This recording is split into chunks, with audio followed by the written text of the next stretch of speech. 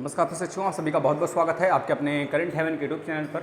आशा करते हैं कि आप सभी लोग बेहतरीन होंगे, बेस्ट होंगे और अपनी जो तैयारी है उसको आप सुचारू रूप से कंटिन्यूअसली बना के चल रहे होंगे। सभी को गुड विशेष, गुड आफ्टरनून।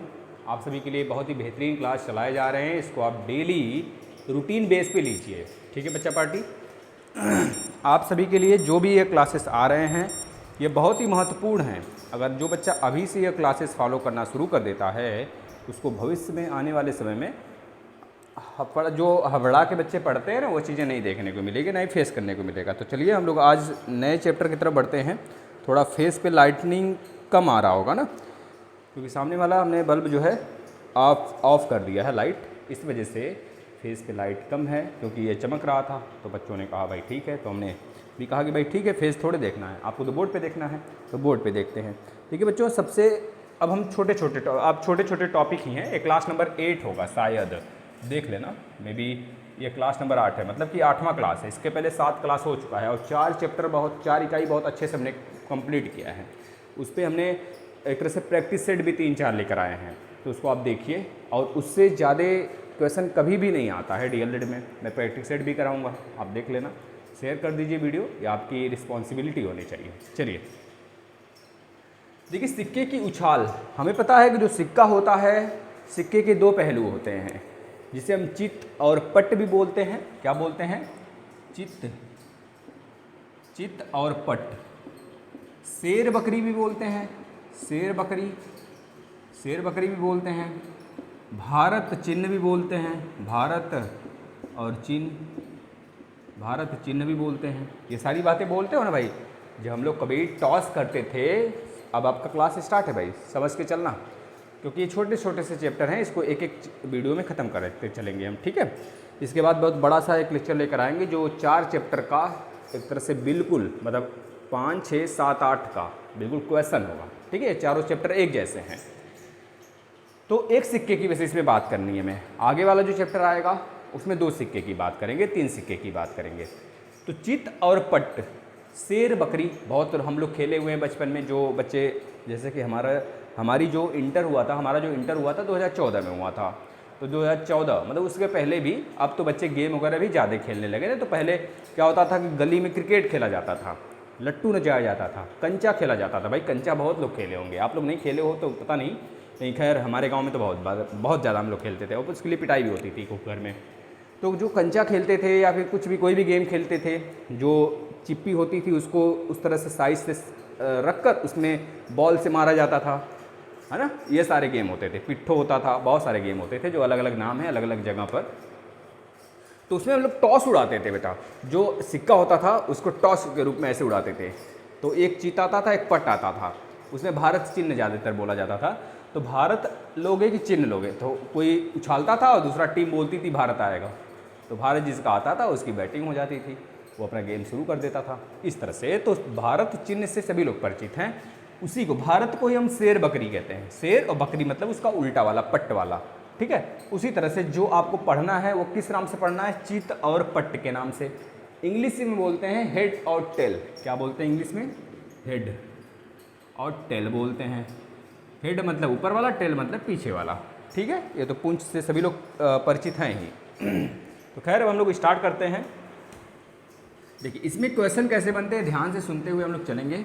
और एक एक चीज़ को अगर आपको नहीं समझ में आएगा तो उसका नोट्स बना लीजिएगा, क्योंकि ये यूपी टेट के लिए, सुपर टेट के लिए आने वाले जहाँ पर भी मैथ वगैरह पूछा जाता है ना, तो ये बेसिक हर जगह आपको पूछा जाएगा बेटा, ठीक है ना। चलिए, जैसे हमने कहा एक सिक्के को उछालना है। एक सिक्के के कितने पहलू हैं? एक सिक्का, कोई एक सिक्का है, एक सिक्के के कितने पहलू हैं?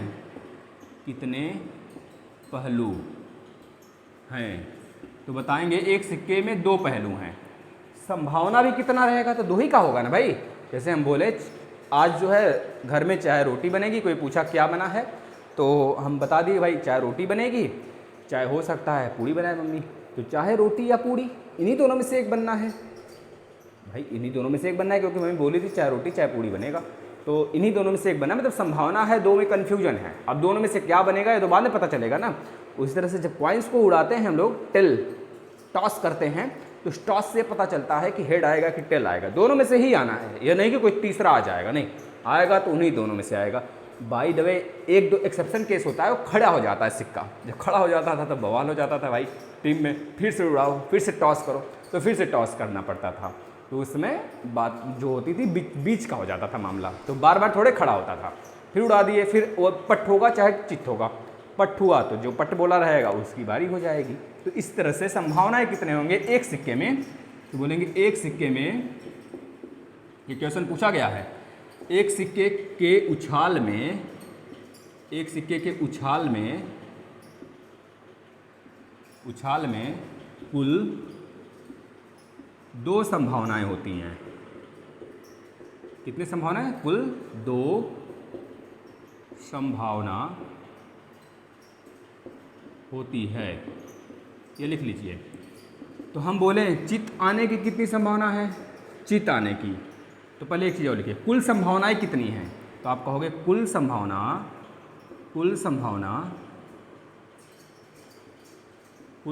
कितना है? तो बताओगे 2, भाई 2 ही में से तो एक आएगा, चाहे हेड आएगा चाहे टेल आएगा, 2 ही में से एक आएगा ना बच्चों।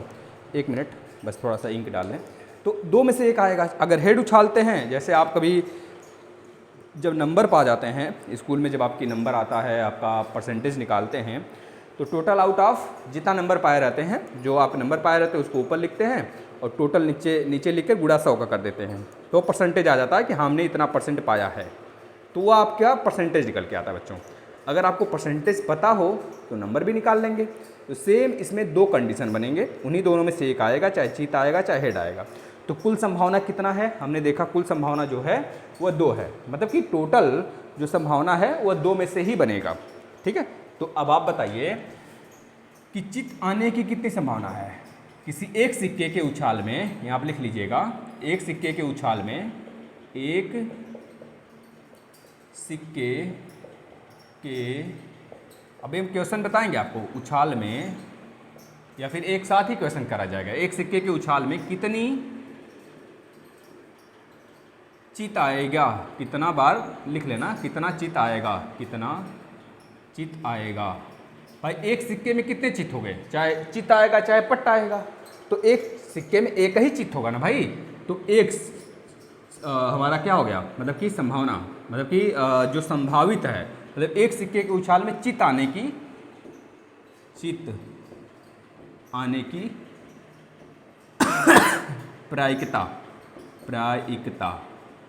प्रायिकता बोलते हैं। तो एक चित आने की प्रायिकता, मतलब कि चित एक बार आएगा तो एक, और कुल संभावना कितना है? कुल संभावना, नीचे कुल संभावना कितना होगा? तो बता देंगे 1/2 चांस है कि भाई चित आ सकता है। यही सेम कंडीशन अगर चित के जगह हम लिख दें पट, तो क्या हो जाएगा? पट कितनी बार आएगा? तो बताओगे पट आने की प्रायिकता, मतलब कि एक पट होगा भाई, एक बार उछालेंगे तो एक ही पट ना आएगा, तो एक पट आने की प्रायिकता 1/2 हो जाएगी बच्चों। बस इतनी चीज़ें आप ध्यान से देख लेना। इसके बाद हम लोग क्वेश्चन पे आ जाते हैं, देखते हैं किस प्रकार का क्वेश्चन पूछा गया है बच्चों, है ना। 1 मिनट बस मुझे समय दे दीजिएगा, हम क्वेश्चन को थोड़ा सा खोल लें। अब आपसे पूछेगा, अगर मान लीजिए सिक्के को, एक कोई सिक्का है उसे 10 बार उछालते हैं, कितनी बार उछालते हैं? 10 बार। कोई सी एक सिक्के की बात हो रही है, बार बार एक ही सिक्के की बात होगी, क्योंकि ये जो चैप्टर है आपके एक सिक्के वाला है। तो अगर किसी एक सिक्के को हम उछालते हैं कितनी बार? 10 बार। कितनी बार बच्चों? एक सिक्के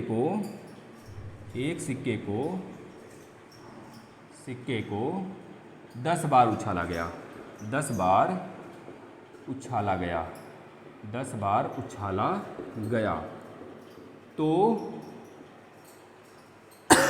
जो चित्त है ना, जो चित्त है, यानी चित्त मतलब हेड, चित्तपट, चित्त मतलब हेड ही होगा ना बच्चों, HEAD, हेड। मान लीजिए 10 बार उछाला गया तो हेड आया 6 बार, 6 बार क्या हुआ? हेड आ गया। चित्त 6 बार आया, तो टेल यानी कि पट कितनी बार आया होगा? पट कितनी बार आया होगा? कितनी बार आया होगा या फिर आएगा? संभावना बताओ, संभावना। भाई अब ये जरूरी नहीं है ना, देखिए केवल संभावना पूछा है। अब अगर 6 बार चित आ गया उछालने पे, तो अब ये जरूरी नहीं कि 4 बार जब हम उछालें तो अब पट ही आ जाए। ये जरूरी है क्या भाई? फिर से चित आ सकता है, हो सकता है कि 10 के 10 बार चित आ जाए, लेकिन इसमें बोला गया जब 10 बार उछाला गया तो चित आया है 6 बार, तो पट कितनी बार आएगा? संभावना, पहला संभावना है मैक्सिमम कितनी बार आएगा, मतलब कि अधिकतम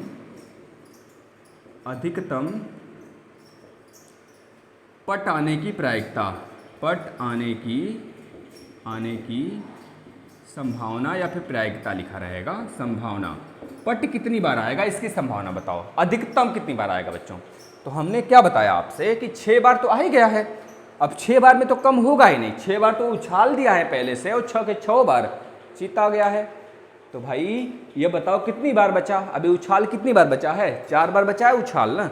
जब 4 बार बचा है तो मैक्सिमम हो सकता है 4 बार आ जाए पट, तो यानी कि मैक्सिमम कितनी बार आएगा? 4 बार आएगा, 4 बार आएगा। कितनी बार उछाला गया है? 10 बार उछाला गया है। कितने सिक्के को? एक सिक्के को उछाला गया है, तो 10 बार उछाला गया है, तो 4/10। बच्चों काट लेना, ये आपका उत्तर आ जाएगा। 10 बार के उछाल में 4 बार, 6 बार तो हमारा क्या आया था बच्चों? 6 बार आया था हमारा क्या? चित्त। 4 बार ही तो बचा 10 बार के उछाल में। समझ आया ना? ये चीज़ें आपको समझ के लेके चलना है। तो 6 बार अगर आया तो मैक्सिमम 4 बार आ सकता है, या फिर आप 4 ऐसे कंडीशन, सॉरी 4/10 नहीं, केवल 4 लिखेंगे। मतलब कम से कम अगर बोला होता कितनी बार आएगा तो मैं 0 लिख सकता हूँ। अब यहीं पे दूसरा क्वेश्चन अगर पूछ लेता, कम से कम कितनी बार पट आएगा,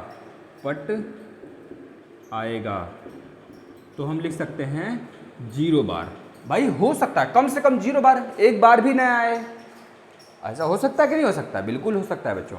यानी कि संभावनाएं क्या होती है, इसके पे एक चैप्टर है आपका 9वां नंबर का चैप्टर, तो हम उस एक्सरसाइज में पढ़ाएंगे आपको, उस इकाई में 9वें नंबर की इकाई में संभावनाएं क्या होती हैं। तो सेम यहाँ पे सिक्के की जब संभावना किया जा सकता है, एक तरह से आपको मान के चलना है। तो एक कम से कम कितनी बार पट आएगा, तो 0 बार। भाई 6 बार आ चुका है, अधिकतम कितनी बार आएगा? 6 बार। जब 10 बार उछाला गया, 6 बार हमारा पट आया है, तो अधिकतम 4 बार आएगा। 4 बार बचा है, अधिकतम मतलब 4 बार आ सकता है, और कम से कम 0 बार आ सकता है। बच्चों बीच में कुछ नहीं होता है, इसको आप ध्यान से देख लेना ध्यान से। अब इसमें कैसे और क्वेश्चन बन सकते हैं, उसके ऊपर हम लोग आते हैं। बहुत ज़्यादा क्वेश्चन नहीं बनता, इससे बहुत छोटा सा लेक्चर होगा।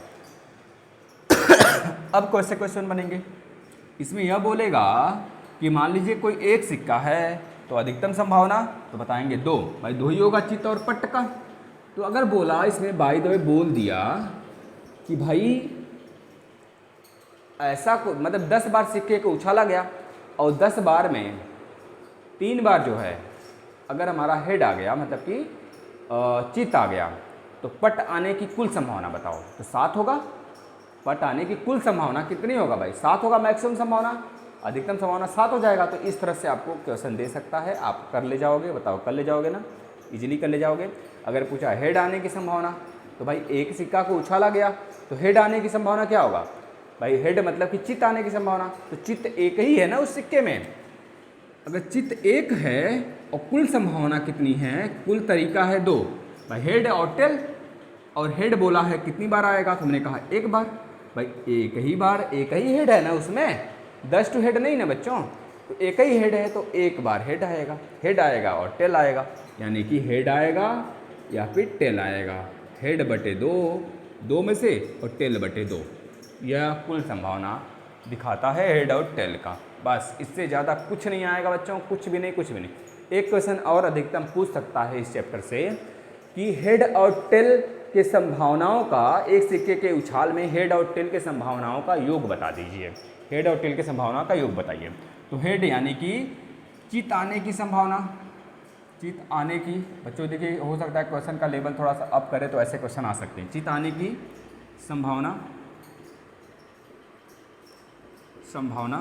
चित्त आने की संभावना बच्चों 1/2, कुल 2 है। और पट आने की संभावना, पट आने की संभावना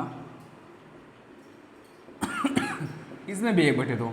अब बोला है दोनों को जोड़ो, तो दोनों को जोड़ने का मतलब 1/2 प्लस 1/2 बराबर 2/2, यानी काट देंगे तो 1 आ जाएगा बच्चों।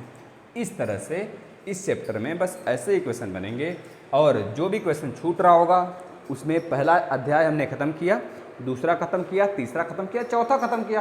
उसके बाद इकाई उस चारों चैप्टर से हमने निचोड़ निकाल के आपको दिया।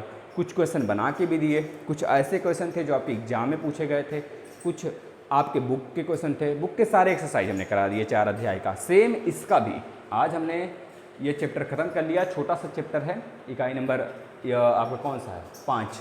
इसके बाद इकाई नंबर 6 पढ़ेंगे बच्चों, उसमें पासा से रिलेटेड पढ़ेंगे। पासा इकाई नंबर 6 में क्या है, पासा है। फिर इकाई नंबर 7 में 2 या 3 सिक्के आ जाएंगे। फिर इकाई नंबर 8 में आप पढ़ेंगे कि भाई 2 पासा, एक पासा के बारे में आप इकाई नंबर 6 में पढ़ेंगे, कलम पढ़ाएंगे। फिर दूसरे पासा में मतलब दूसरा 2 पासा वाला जो चैप्टर होगा वो इकाई नंबर 8 होगा। इस तरह से चारों चैप्टर 4 दिन में क्लोज करके फिर इसके बाद फिर 2-3 प्रैक्टिस लगाएंगे। ऐसे 4-4 चैप्टर करके चलेंगे तो 20 चैप्टर हैं आपके ख़त्म हो जाएंगे। 5 मतलब कि एग्ज़ाम तक बहुत ही अच्छे से हम लोग क्लियर कर लेंगे। घबराने वाली बात नहीं, मैराथन भी लगाएंगे ना। तो चलिए इस चीज़ को छाप लीजिए। आशा करते हैं इस वीडियो को आप शेयर करेंगे। बस इस चैप्टर में इतना ही था। और मुझे अगर मतलब कि अगर आपको लगता है कि सर प्रैक्टिस साथ में ही कराया करें, मतलब कि इस चैप्टर के साथ साथ में, तो वो भी बता दीजिए। अन्यथा जैसे आप चाहते हैं मैं वैसे पढ़ाऊँगा। जो भी खूबियाँ हैं वो बताया करें आप थोड़े से, मैं उसे मैं सुधार करूँगा। धन्यवाद।